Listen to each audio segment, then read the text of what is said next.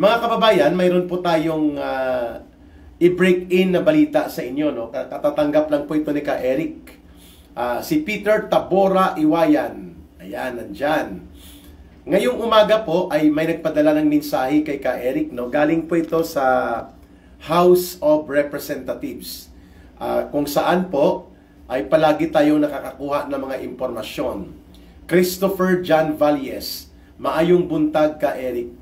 Ngayong araw na ito ay kumalat po ang order ni Martin Tambaluslos na kailangan lahat ng empleyado, regular man o job hire, mga staff sa buong House of Representatives ay dapat daw Fongli Alok from Baguio, Samuel 5. Sabi ni Boy Tambaluslos ni Martin Romualdez, kailangan daw magsuot ng t-shirt na itim na ngayon po ay pinapaprint out na nila na ang nakatatak ay impeach and jail Sara Duterte. Yun. So, maaga pa po ay nakatanggap na ako ng mensahe. No? Dalawang sources ito actually. No? Magkaiba ang sources pero iisa lang po ang tumbok ng impormasyon. That Martin Tambaluslos is trying to force itong mga manggagawa sa House of Representatives, kasama na po dyan ang mga job hire, regular at mga staff o mga kontraktual na dapat ay sa pilitan silang magsuot ng itim na t-shirt na ipinapaprint out ngayon nila Martin Tambaluslos, Salvacion Baconyata and Josephine Perez. At ang banggit po ni Martin Tambaluslos, kailangan daw po lahat ay obligado na sumunod, no? Parang emperador ng Roma sa lumang panahon, itong mga kautusan na inilalabas ni Martin Tambaluslos, no? Mantakin mo doon na Chris and Raylin Adaro Abergas. Ipipilit po niya na magkaroon ng political movement at kunwari ay may semblance of protest sa loob po ng House of Representatives among the employees, no, ng Kongreso sa mababang kapulungan. Ang sabi ng dalawang sources natin ay magsisimula daw mamayang hapon ang pagbibigay ng mga t-shirt, no? At mukhang 1 linggo po ang target nila Martin Tambaluslos, no? Ricardo Torion, watching you, Ka Eric, from Zamboanga City. Maraming salamat. Ayan. Sino pa nandito? Si Nati Cole, happy Tuesday and thank you for standing and showing us the truth. Opo, maraming salamat. Lisa Tanaka, talagang eager siyang mawala. Si VP Sara, kunin nawa ng Panginoon ang kanyang blank dahil walang kwentang tao yan, si Tambaluslos. I agree. So, ito po ay kapapasok lamang na balita. Sa pilitan at puno ng pagpupumilit at puno ng kahambugan at arogansya na iminamando ni Martin Tambaluslos, Miriam Butuzar, watching you, Ka Eric, from Vancouver, out of desperation, no? Mukhang nasisiraan na yata ito ng bait, no? Si Tambaluslos, sa pilitan po niyang ipa-involve ang mga empleyado ng gobyerno, Tio Akdal, at upang ipakita na mayroon daw siyang malawak na support base among the ranks of the employees and workers ng House of Representatives, no? Ayon sa dalawang sources na ito, ay may penalty daw po at mayroong reprimand o may kaakibat po na pag-pressure sa mga manggagawa at mga empleyado na nakatalaga sa House of Representatives.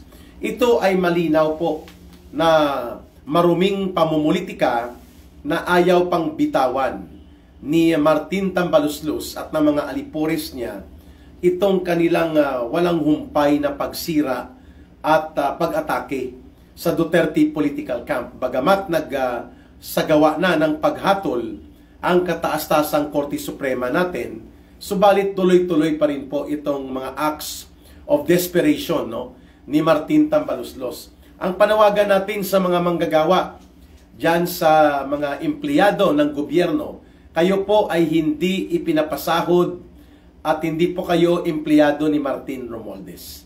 Kimora Dolores, good morning ka Eric Jepselis. Maris Dacome, good morning. Kayo po ay mga kawani, kayo po ay mga manggagawa, kayo po ay empleyado ng taong bayan. Ang inyong sahod at mga benepisyo, ang inyong kabuhayan po nanggagaling yan sa buwis ng mga mamamayan. Hindi po sa personal na bulsa ni Martin Tambaluslos. Ayon. Kung kaya, kami po ay nananawagan sa inyo na ipakita po ninyo ang pagsuway at pagtutol sa iligal at hindi makatarungang pangnunulsol at panguudyok ni Martin Tambaluslos na gamitin kayo sa kanyang maruming laro sa politika. Mabuti na lang po at ibinulgar ito ngayon ng mga matatapang at malakas ang loob na mga manggagawa at mga kawani o empleyado ng House of Representatives. Sabi ng ating mensahero at ng atin pong source ay hindi po nila nagugustuhan ang ganitong sapilitan at mapanghimasok at parang diktador na mga ginagawa Hannah Johnstone ni Martin Tambaluslos at ng kanyang mga alipores at kapanalig sa House of Representatives. Mantakin mo, ipipilit nila na pasusuotin ng itim na t-shirt na may naka-imprenta na panawagan na impeach and jail Sara Duterte or Sara Duterte ikulong. No, mga ganon po ang nakasulat sa mga t-shirt na itim, na kulay itim, na ngayon ay isinisiwalat ng ating dalawang sources sa House of Representatives na ipinipilit po ni Martin Romualdez at ng kanyang mga tauhan na sumunod at sa pilitang mag-comply ang mga empleyado ng gobyerno. Hindi po dapat ito pwede, no? Dapat ang ating Civil Service Commission ay magsagawa po ng ganitong pahayag na punahin at batikusin ang ganitong pamimilit, ang ganitong pagmamanipula, ang ganitong maniobra sa maruming laro ng pamumulitika nila Martin Tambaluslos at ng kanyang mga tauhan sa House of Representatives. No? At dalhin nila ang black and white instruction na yan, verbal po ito lahat, Joy Gardner. No? Wala pong memorandum ito. No? Utos ng hari, hindi mababali. Ganyan daw po ang style, Ricardo Torion, ni Martin Romualdez. No? Parang siya ang naghahari-harian, parang emperador sa panahon ng lumang panahon ng Romano na imperyo. At wala po itong notice o memorandum, kundi ito ay verbal order mula po sa Office of the Speaker of the House of Representatives. No? Vivian Layo Banque. Ayan. Huwag dapat nilang sundin ang duwag at walang katuturan na utos ni Martin Tambaluslos. Tama. Diday Luces. Good morning ka, Eric. God bless you always. Thank you, Auntie Diday Ipipanya na taga Dumalag. Kapis. At si Ka Leo na kapatid ng aking ina.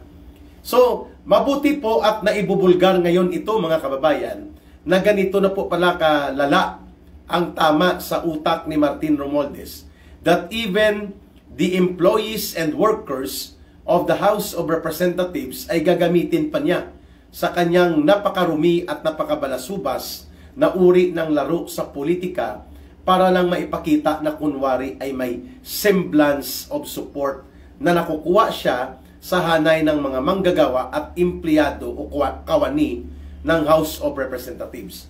Una sa lahat, violations po ito ng ating saligang batas na hindi ka pwede magpumilit at hindi mo pwedeng i-impose ang anumang patakaran na sumasagka na at lumalagpas na sa karapatan at kalayaan ng sinumang individual sa kanyang malayang pagpapahayag. No? Ipinipilit niya na magkaroon ng parang semblance of mass protest among the employees and workers ng House of Representatives. Ano? Hindi po tama ito.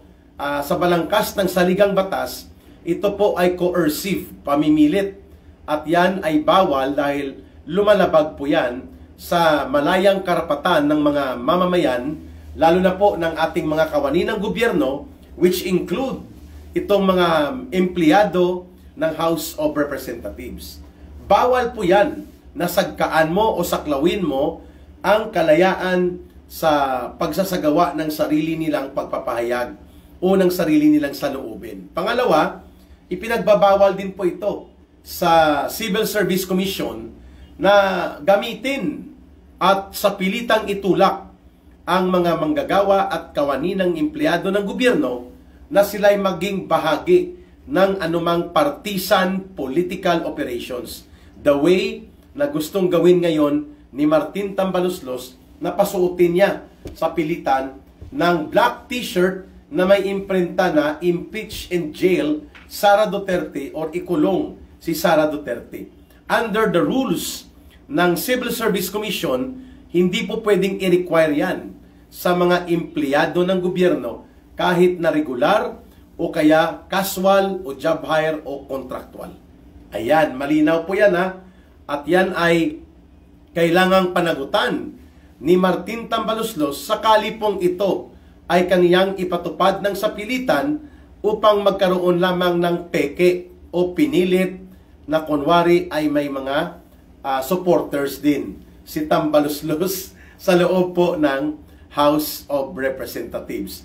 Ay ikinasusuklaman po ng mga manggagawa, ng mga kawani at ng mga empleyado ng ating pamahalaan na dyan po nakadestino o naka-assign sa House of Representatives ang ganitong karumi at karumaldumal na mga taktika sa maruming laro sa politika nila Martin Tambaluslos at ng kanyang pinsan na si Marcos Jr.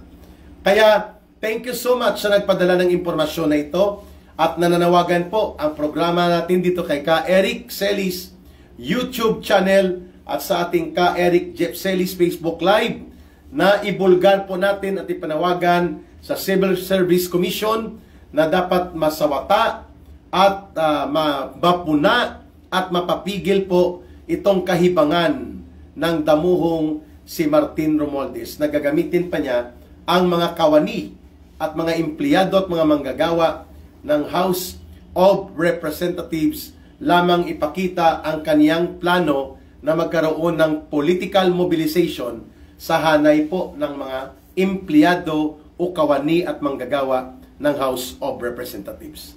Mabuti na lamang po at ito ay naibulgar ngayon. Maliban dyan, nananawagan din tayo sa mga kasamahan at kapatiran natin dyan sa loob po nitong mga ginagawa ni Martin Romualdez sa House of Representatives na wag sana kayong pumayag mga kababayan.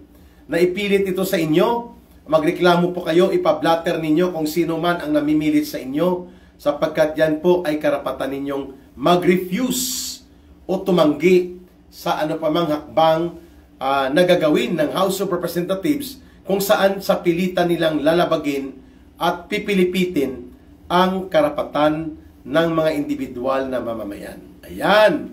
So, these acts na ginagawa po ni Martin Tambaluslos ay malinaw, walang ibang definition ito. These are acts of desperation. Kaya, kawawa po ang itong si Martin Tambaluslos dahil ang sariling bakuran niya, ang sariling mga manggagawa at empleyado doon ay hindi na po basta-basta maitutulak at maipipilit niya ang kanyang kagustuhanan na walang magtatanong, no? walang maninindigan at walang magpupuna kagaya ng nakasanayan nila ng pinsan niyang si Ferdinand Marcos Jr. Ayan. So again, ang panawagan natin, wag po ninyong isuot yung black t-shirt na yan na ipinipilit po ni Martin Tambaluslos at ng kanyang mga tauhan na palusutin po ito upang ipakita daw ang mahigpit na sentimiento ng pakikipagkaisa ng mga alipores na ito ni Martin Romualdez. Gagamitin pa niya ang mga manggagawa, no, sa House of Representatives. Ayan. So maraming salamat at ito ay naipaabot ninyo dito sa Ka Eric Celis YouTube channel at saka Eric Jeff Celis Facebook Live. Ayan. Fairly bet pakibot nganong mamugos man gyud na sa tama si Tambaluslus. Good morning ka Eric, pamugos kasi wala nang kumikilala sa kanya, no? Pinagtatawanan siya at ang tingin sa kanya ay isang balasubas na politiko. Cheryl Rose VA from Iloilo City. Good morning ka Eric, the beast. Nabuang na ka Eric sa Tambaluslos. Good morning Sir Eric, pumasok sa katawan nyo ang anghel ng Diyos sa pagpapalaganap mo ng totoong kamalayan sa tao. Maraming salamat po, Lilia. Ayan. But ang problema ni Martin Romualdez, mga kababayan, ay hindi na po niya nakokontrol ang mga manggagawa at mga empleyado sa House of Representatives kasi pumapalag na po sila. At ang ikagugulat nito ni Martin Romualdez at nila Marcos, baka mismo ang mga manggagawa at empleyado mismo ng House of Representatives ang magpadlak dyan kay Tambaluslos para hindi na po siya makakalabas kung mapupuno na po itong ating mga kababayan na nagtatrabaho ng matino at maayos sa House of Representatives ay ginagamit pa for political demolition job at mga peke na mobilisasyon upang ipalabas po ni Martin Romualdez at nila Marcos na may mga sektor pang nagmamahal at sumusuporta sa kanila. Kaya mahalaga po yan na maibulgar natin ito sapagkat naniniwala tayo po na totally isolated na itong Marcos Romualdez na clique ng gobyerno sa hanay ng taong bayan. Hindi na po sila kinikilala sapagkat nararamdaman at nakikita ng mga mamamayan. Diday Luces, good morning ka Eric, God bless you always. Maraming salamat po. So ano ngayon ang patutunguhan kapag tinanggihan at tinutulan nitong mga manggagawa, kawani at mga empleyado ng House of Representatives itong gimmick na ginagawa nila Martin Romualdez na kunwari ay tumutulong sila sa kapayapaan daw, sa kapanatagan ng bayan, pero manunulsol at mang-uupat po ang ginagawa ng kanyang mga tauhan. At ang nagpupondo nito lahat, the main orchestrator of all these continuing political bickerings at ang mga kaganapang ito kung saan po mismo ang taong bayan na ang binibiktima ng maruming laro sa politika nila Martin Romualdez ay kailangan pong may pananagutan siya dito. Kailangan pong maibulgar, kailangan pong mailantad sa taong bayan kung ano ang kanilang modus operandi. Ayan. So pangalawa po, pag-usapan din po natin itong binabanggit ni Bongbong Marcos Jr. na kunwari ay concerned siya sa malaganap na korupsyon laban sa mga flood control projects na ito. Subalit hanggang pangalan lang pala ng mga kontraktor ang kanyang kayang gawin. And then nag-utos na siya na magkaroon ng parang citizens reporting. No, bibigyan pa niya ng parusa ang mga mamamayan upang sila pa ang gumawa ng report o kaya magmanman dito sa mga barkadang ito nila Martin Romualdez at nila Marcos na silang nagdambong at nangulimbat at nagnakaw ng mga flood control projects na ito. Aba, bakit biglang nagkaganon ang pahayag ni Marcos na mag-report daw ang taong bayan sa website at doon daw ay susundan nila ang pagkakaroon ng case build-up? Mali. From the very beginning po, si Marcos mismo at ang kanyang pinsan na si Romualdez ang nagsasagawa kung paano imaniobra, paano katay-katayin at hatawan ng mga pangungurakot at pangungulimbat na kunwari may proyekto. Yan po ay involved mismo si Ginoong Marcos hinggil dyan. So ano po ang hinahanap niya? Na sinasabi niya na kailangan daw po ang taong bayan ang mag-report kung may nakikita o may mga naririnig o may mga impormasyon at balita hinggil po sa pagkakaroon ng mga magnanakaw at kurakot na mga kontratista at karamihan sa kanila members of Congress pa upang nakawin at durubuhin nila ang pera ng bayan. Wow. So, imbis na direkta niyang i-file o mabuo ang case build-up, ipapasa pa pala ni Marcos ito sa taong bayan. Di po ba nakakatawa yon na ang kanyang tungkulin na dapat ay gumawa ng napakalakas at seryosong hakbang upang lubusan ng tapusin ang CPP, NPA, NDF, itong gobyerno ni Marcos ay nagpapalusot pa, mga kababayan. No? At sila pa mismo ang nakikipagsabwatan dito sa mga organisasyong ito na nagnanais na guluhin ang ating bayan to the point na muli nilang palakasin at palaganapin ang kanilang armadong pagkilos laban sa gobyerno ng Pilipinas. Ayan. Kaya walang pumapatol sa website reporting ni Marcos. Kasi ang sabi ng taong bayan, bakit pa kami magre-report? Alam na mo naman at ikaw nga kasabwat pa sa maraming malalaking kontrata sa flood control project na ito, kung saan nagpapogi point si Marcos as if ito ay seryoso niyang gagampanan upang daw mapigilan ang tinatawag na tuloy-tuloy na financial hemorrhage. Wow, delikado pala ito, mga kababayan, sapagkat ito pong mga nangyayari ngayon kay Marcos at kay Martin Romualdez ay nagpapakita po na out of their desperation, they are doing desperate actions that might endanger na ng integridad ng buong mamamayan na hindi naman po talaga apektado o direktang konektado dito sa sindikato ng Marcos at Romualdez. Ayun. Kaya magkasabay po ang ating pagbubulgar ngayon wherein ito pong si Martin Romualdez ay nagpupumilit na pasuotin ng itim na t-shirt ang mga manggagawa, kawani at empleyado ng House of Representatives, bagamat marami po ang tumututol at tumutuligsa dito. Dahil ito ay discarding gimmick lang, wala namang katuturang mangyayari dito. Sapagkat tuloy-tuloy pa rin po ang pagpupundo at ang pag-blessing nila Martin Romualdez at ng mga aliporis nila Marcos na magtuloy-tuloy po ang ganitong kalagayan ng ating bansa.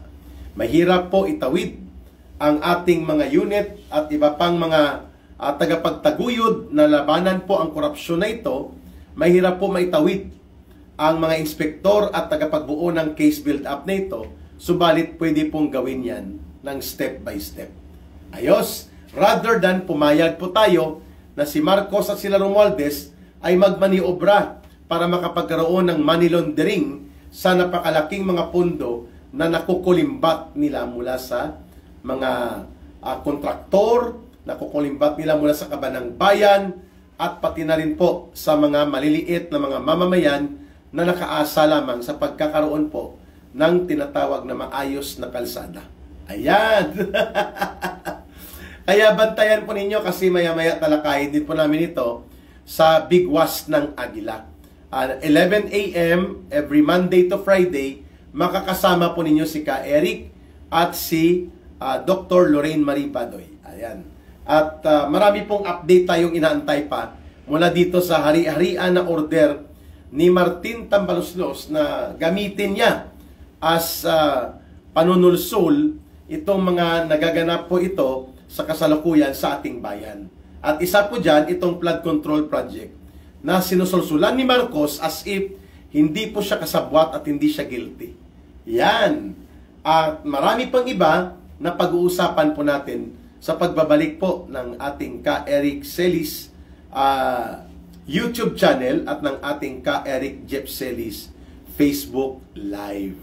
Nais ko pong ipaabot sa inyo na ngayong araw din pong ito ay mukhang maghahain po ng panibagong resolusyon din ang Kamatayan Black Party List ng CPP, NPA, NDF na ang kanilang nilalayon po ay ipagpapatuloy daw ang sentimiento ng Kongreso kung saan dapat managot at mapapanagot po si Vice President Sara Duterte. Ayan. Kaya pala, tuloy-tuloy lang sila sa pag-atake. Tuloy-tuloy lang sila sa pagpropaganda because nag-aantay lang sila ng timing kung paano sila makakapasok. Kasi hindi pa po lubusan nilang nagagapi si Vice President Sara Duterte at pati po si Pangulong Rodrigo Duterte, sapagkat patuloy po na lumalaban ang mag-amang ito sa kanilang masamang hangarin na talagang durugin sa politika at lubusan ng tapusin ang anumang hibla ng impluensya ng mga Duterte sa ating political landscape. Subalit nagkamali po sila, mga kababayan, sapagkat the more po na ganito ang gimmick ni Bongbong Marcos Jr., pa-internet lang, wala namang seryosong investigasyon na dapat po ay yan bahagi ng disenyo po yan kung paano i-address ang problema. Maliban po dyan, at mukhang ang kanilang pinoproblema ay kung paano iligpit ang mga ganitong mga grupo na patuloy po na naninindigan at bumabatikos sa mga bulok na patakaran at programa ng gobyerno ni Marcos at nila Romualdez. Ayan. So, maraming salamat at sumusubaybay kayo sa ating expose na ito. Gusto na naman ng taong bayan, dreamy escapism, gastos ng taong, gastos nilang taong bayan yan, ano? Marites Kangke, good morning ka Eric at sa mga viewers from Cebu ito. Opo, kaya babantayan po natin anong hakbang niya dito sa pagpupumilit na gastusan po ng ilang milyon ang iba't ibang mga kailangan upang ang taong bayan ay makakilos at makapag-ulat tungkol sa korupsyon na ito. Subalit alam natin po na kabisado po yan ng gobyernong Marcos at nila Romualdez kung paano yan ipakete, paano i-package. Yan tuloy, sabi ni Ondoy Al-Sacrid, may ICC para naman may kay Piatos, no? Si Ondoy, ito ay mukhang palagi itong tawag nito, sumbi, ligaw na kaluluwa, no? May hilig din siya sa chismis. Kawawa din ito si Typhoon Ondoy, ano? Jing Sigiro, God bless you ka Eric. Dapat si Marcos na ang mapa-impeach. Sabi ni Ma'am Elina Joquino, I agree ma'am. Ano, kita mo ang desperation, out of desperation nilang magpinsan kung ano-anong gimmick na lang ang ginagamit nila. Para lamang po mapag-usapan sila at kunwari ay may ginagawa sila tungkol sa malaganap na pagsambulat at panunumbalik ng korupsyon. Ayan. Sino pa nandito? Si Kobe Tyrant. Not Tyrant. Kobe Tyrant. Mabuhay po kayo ka Eric, Ma'am Lorraine, at si Atty. Bosantog at ang SMNI. Aquarian. Bawal po yan ka Eric sa civil service ba yon? Okay. Nilo Ahon. Tayo mga Duterte, dapat po magkaisa tayo at malakas ang ating boses at paninindigan upang makita din po nitong mga alipores ni Marcos at Romualdez na mas lalo pang lumalakas ang daloy ng pagtindig at pagkamulat at pagbangon ng sambayanang Pilipino. Ayan. Ondoy, wait mo ICC para saya, Jenaline Isaac. Mga ligaw na kaluluwa yan, Jenaline, no? Si Ondoy. DJ Mozo TV. Idol, tuloy po ba yung sabunutan ni Vice at Barbie ng Davao? Hindi ko po alam, wala akong update doon. Ano? Mas maganda po makapokus tayo sa mas makabuluhan, mas malalim, at mas seryoso po na usapin kung papaano po patuloy ang panluloko, manipulasyon, at ambisyon nila Marcos at Romualdez na talagang guluhin at atakihin talaga ang Duterte political camp. At yan ngayon nakikita natin sapagkat muli nilang binubuhay ang Tuadcom at marami pang ibang mga komitiba na ginamit po nito nila Martin Romualdez, nila Marcos upang ipahiya, atakihin at durugin ang pagkatao ni Pangulong Duterte at even ng kanyang anak na si Vice President Sara Duterte. Subalit sa pinakahuli po na kalagayan ng ating bayan ngayon, mas lalo lamang na-inspire si Pangulong Duterte bagamat siya po ay illegally incarcerated. No? Talagang nakalugmok sa kulungan ngayon, si Pangulong Duterte, sinasamantala po nila Martin Romualdez na paghati-hatiin ang mga kabataan at ganon din po ang iba pang sektor sa pamamagitan ng panlilinlang, panluloko, at showbiz and circus na ginagawa nila. Pero hindi po tayo patitinag dyan, mga kababayan. Kaya hindi po tayo madistract nitong vice ganda na mga hula-palu na puna natin yon, tama na yon. At darating din ang karma para dito kay vice hindi maganda. Dito tayo sa mas seryoso na usapin kung papaano po mapapalakas ang kabuhayan at ang pag-iral ng maayos at matino na pakikipagsalamuha ng ating mga kababayan upang maging maayos din ang buong pamahalaan. Kung kaya natin ito pinag-uusapan. Ayan. Tama na ang panlilinlang. Tama na ang panggigipit. Panahon na para manindigan. Panahon na para lumaban. Kasama sina Dr. Lorraine Badoy, Jeffrey K. Eric Celis at Attorney Marlon Busantog. Walang inukurungan, ilalantad ang katotohanan. Kasama mo ang bigwas ng agila, lakas ng bayan, tinig ng katotohanan.